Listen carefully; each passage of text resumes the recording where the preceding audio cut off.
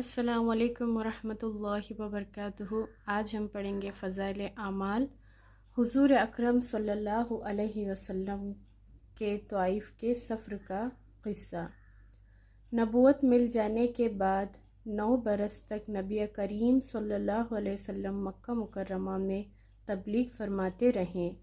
اور قوم کی ہدایت اور اصلاح کی کوشش فرماتے رہیں، لیکن تھوڑی سی جماعت کے سوا جو مسلمان ہو گئی تھی اور تھوڑے سے ایسے لوگوں کے علاوہ جو باوجود مسلمان نہ ہونے کے آپ صلی اللہ علیہ وسلم کی مدد کرتے تھے۔ اکثر کفار مکہ آپ کو اور آپ صلی اللہ علیہ وسلم کے صحابہ رضی اللہ تعالی عنہ کو ہر طرح کی تکلیفیں پہنچاتے تھے، مذاق اڑاتے تھے اور جو ہو سکتا تھا اس سے درگزر نہ کرتے تھے۔ حضور صلی اللہ علیہ وسلم کے چاچا ابو طالب بھی انہی نیک دل لوگوں میں تھے جو باوجود مسلمان نہ ہونے کے حضور صلی اللہ علیہ وسلم کی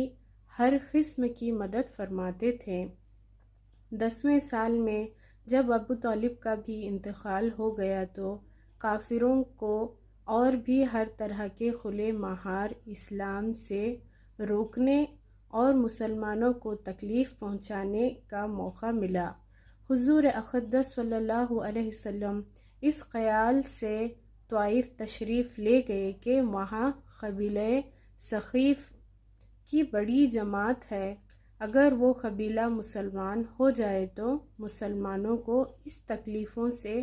نجات ملے اور دین کے پھیلنے کی بنیاد بڑھ جائے۔ وہاں پہنچ کر قبیلے کے 3 سرداروں سے جو بڑے درجے کے سمجھے جاتے تھے گفتگو فرمائی اور اللہ کے دین کی طرف بلایا اور اللہ کے رسول صلی اللہ علیہ وسلم کی یعنی اپنی مدد کی طرف متوجہ کیا، مگر ان لوگوں نے بجائے اس کے کہ دین کی بات کو قبول کرتے یا کم سے کم عرب کی مشہور مہمان نوازی کے لحاظ سے ایک نواداری مہمان کی خاطر مدارات کرتے، صاف جواب دے دیا اور نہایت بے رخی اور بد اخلاقی سے پیش آئے۔ ان لوگوں نے یہ بھی گوارا نہ کیا یہ کہ آپ یہاں قیام فرما لیں۔ جن لوگوں کو سردار سمجھ کر بات کی تھی کہ وہ شریف ہوں گے اور مذہب گفتگو کریں گے،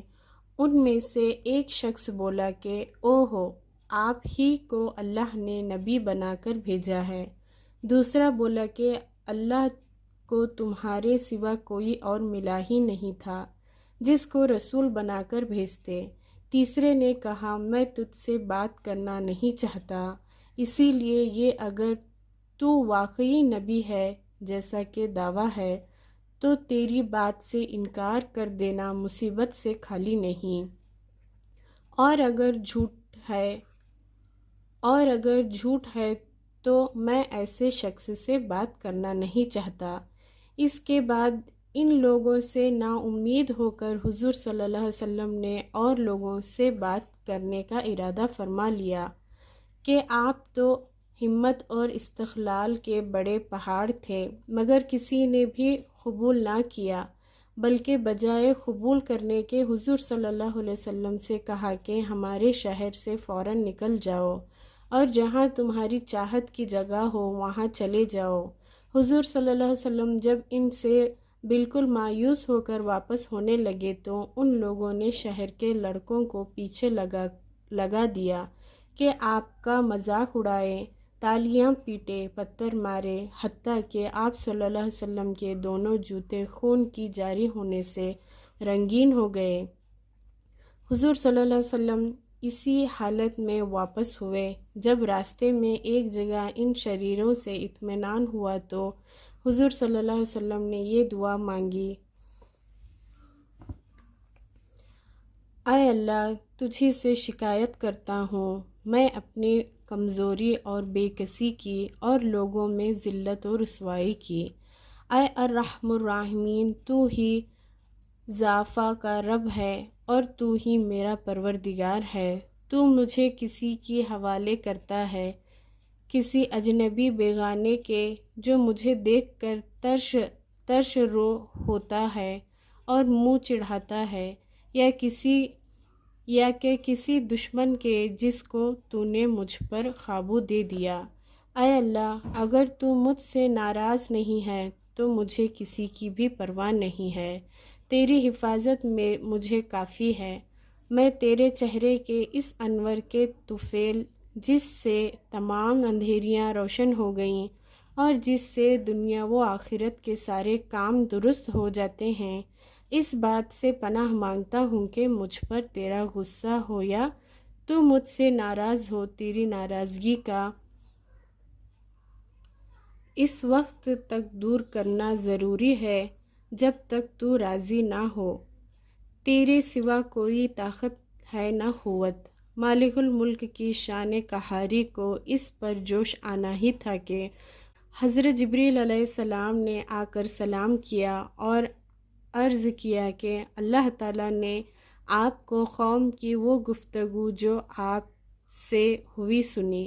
اور ان کے جوابات سنے، اور ایک فرشتے کو جس کے متعلق پہاڑوں کی خدمت ہے آپ کے پاس بھیجا ہے کہ آپ جو چاہیں اس کو حکم دے۔ اس کے بعد اس فرشتے نے سلام کیا اور عرض کیا کہ جو ارشاد ہو میں اس کی تعمیل کروں، اگر ارشاد ہو تو دونوں جانب کے پہاڑوں کو ملا دوں جس سے یہ سب درمیان میں کچل جائیں،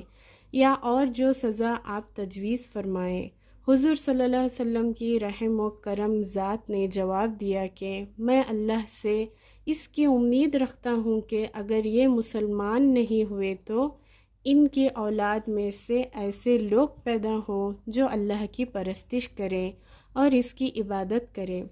فائدہ یہ ہے اخلاق اس کریم ذات کی جس کی ہم لوگ نام لیوے ہیں کہ ہم ذرا سی تکلیف سے کسی کی معمولی گالی دے دینے سے ایسے بھڑک جاتے ہیں کہ پھر عمر بھر اس کا بدلہ نہیں اترتا، ظلم پر ظلم اس پر کرتے رہتے ہیں اور دعویٰ کرتے ہیں اپنے محمدی ہونے کا، نبی کریم صلی اللہ علیہ وسلم کی پیروی بننے کا۔ نبی کریم صلی اللہ علیہ وسلم اتنی سخت تکلیف اور مشقت اٹھانے کے باوجود نہ بد دعا فرماتے ہیں نہ کوئی بدلہ لیتے ہیں۔ صدق اللہ علی العظیم۔